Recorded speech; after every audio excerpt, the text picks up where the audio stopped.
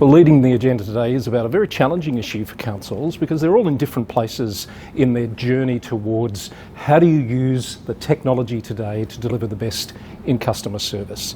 Do you spend a lot of money? What does it mean to be data-driven? Where do you start with systems, with processes, with people? And how do you really know what the customer wants out of that? So we're trying to unpack all of that today and see if we can find out some helpful hints and tips on where you actually start along the journey from those who are already partway there.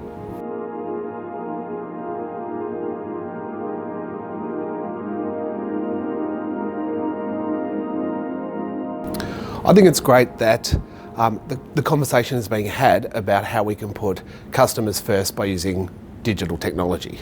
It's where most customers want government to be. Notwithstanding that's not for everyone, but majority of people actually want government to be keeping pace with the airlines and the banks and the retailers and providing a frictionless digital customer service. Well, I think digital transformation, there's massive opportunities for councils. What you've essentially got are organisations that have maybe been stuck in a property-centric world. They think about servicing properties. Of course, digital transformation is all about the customer, putting the customer at the centre of everything you do. And in our view, the customer should be able to get online 24/7 on a mobile device and interact with council. In terms of improving customer service in local governments, the data and analytic driven approach is going to be critical because you need the data and the insights to understand the customer better and to improve the services that they are needing. So I think that is going to be a crucial component for organisations and local governments going forward.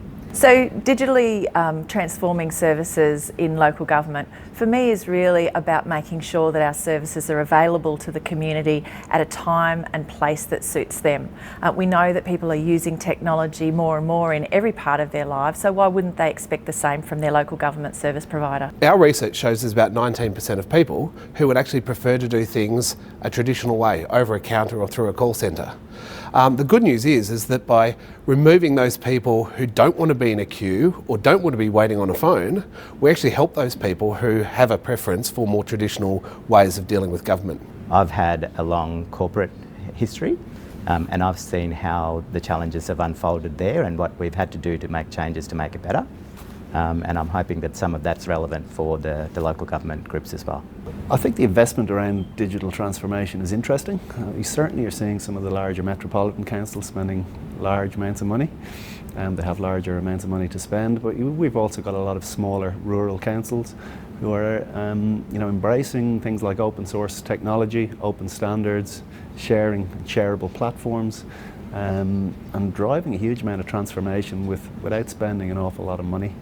It's not always an expense. I think it depends on how you look at it. Certainly there is investment in technology. However, you can actually make the rest of your services far more efficient so that you're then being able to reinvest in frontline service delivery in those services where you really actually need to have that human touch. I think the challenge about councils working together and being, I guess, on the same page in the way they deliver services in the digital space is a really key question for today. And I'm optimistic that with the way things are going, with the innovation that we're starting to see in local government, with the cross-pollination of ideas and themes that are coming from outside and into local government, that we will eventually get there. But as I said, it's a really challenging space to be in, and people just need some help on how do we get started on that journey. Well, that's a wrap on Leading the Agenda in August. Thanks everyone for being here. Our next Leading the Agenda will be the 19th of September, 6 p.m. till 8 p.m. here at Pitcher Partners, and it's on addressing systemic barriers to council's community engagement. Again, it'll be a very, very interesting conversation, and we look forward to seeing you.